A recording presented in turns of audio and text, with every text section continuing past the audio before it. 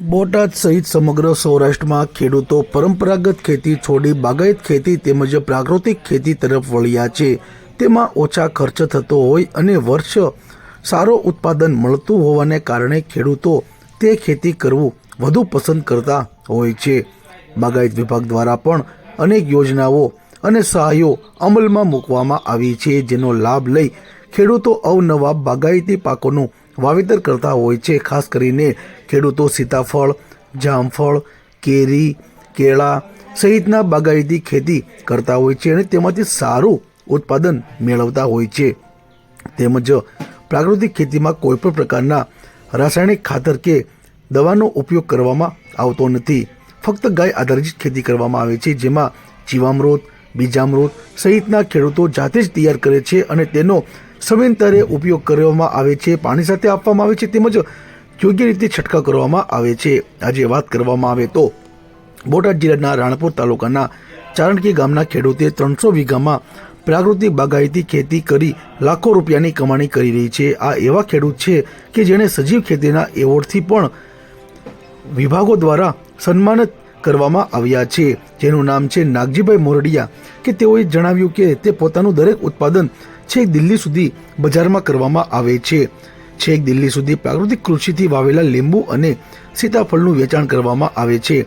વધુમાં જણાવ્યું કે પ્રાકૃતિક કૃષિ કરવાથી મળતા ઉત્પાદનમાં એક અલગ સ્વાદ, સારી ગુણવત્તા અને કુદરતી મીઠાશ હોય છે। 110 વીઘામાં જમીનમાં સીતાફળનું વાવેતર, 85 વીઘા જમીનમાં લીંબુનું વાવેતર અને 85 વીઘા જમીનમાં જામફળનું વાવેતર કરવામાં આવ્યું છે। વધુમાં જણાવ્યું કે જો આપણે ધરતી માતાને ઝેર મુક્ત કરવી હોય તો રાસાયણિક ખેતી છોડીને પ્રાકૃતિક કૃષિ અપનાવી પડશે। પ્રાકૃતિક કૃષિ થકી આજે લાખો રૂપિયાની કમાણી નાગજીભાઈ મોરડિયા પોતે કરી રહ્યા છે। તે માત્ર ગુજરાત રાજ્ય જ નહીં પરંતુ છેક દિલ્હી સુધી બજારમાં પોતે ઉત્પાદન પેદાશોનું વેચાણ કરી રહ્યા છે, જેમાં તેમને બાગાયત વિભાગ તરફથી યોગ્ય સબસિડી અને સહાયનો લાભ પણ આપવામાં આવ્યો છે। તેમના ફળોમાં ખૂબ જ મીઠાશ હોય છે અને કુદરતી સ્વાદ હોય છે, જેને લોકો તે ખરીદવામાં ખૂબ જ પસંદ કરે છે, તેમ નાગજીભાઈ દ્વારા જણાવ્યું હતું। મારું નામ નાગજીભાઈ મોહનભાઈ મોરડિયા, ગામ ચારણકી, તાલુકો રાણપુર, જિલ્લો બોટાદ। હું 2017થી ઓર્ગેનિક પ્રાકૃતિક ખેતી કરું છું। મારી પાસે કુટુંબની 300 વીઘા જગ્યા છે અને 300 વીઘામાં બાગાયત છે। 110 વીઘામાં લીંબુ છે, સીતાફળ છે, 85 વીઘામાં લીંબુ છે અને 85 વીઘામાં જામફળ છે। જામફળ પણ 3 પ્રકારના છે, અંજીરિયા જામફળ છે, તાઇવાન પિંક છે અને વ્હાઇટ 1 kg છે।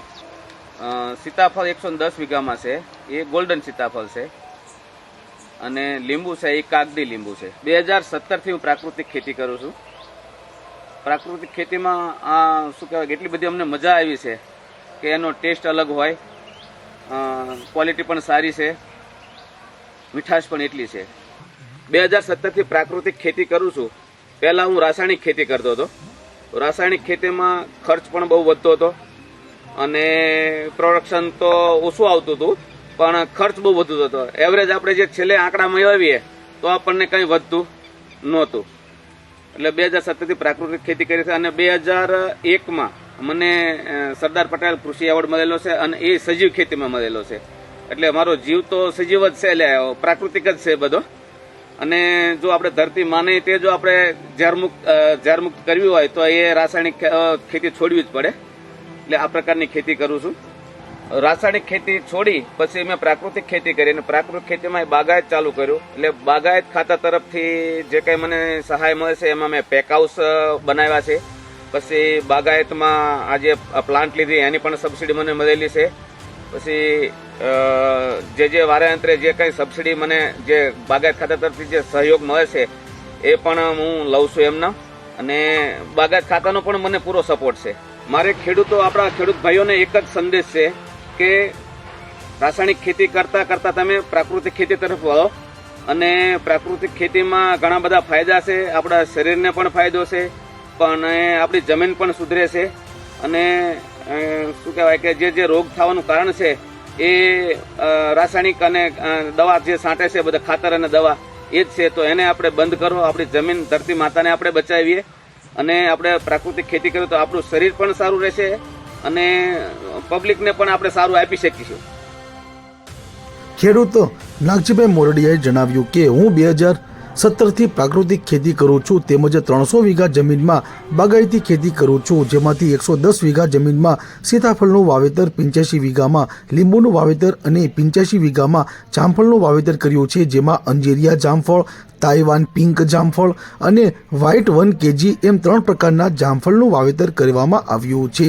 તેમજ 110 વીઘામાં ગોલ્ડન પ્રજાતિના સીતાફળનું વાવેતર કરવામાં આવ્યું છે અને કાગદી પ્રકારના લીંબુનું વાવેતર કરવામાં આવ્યું છે.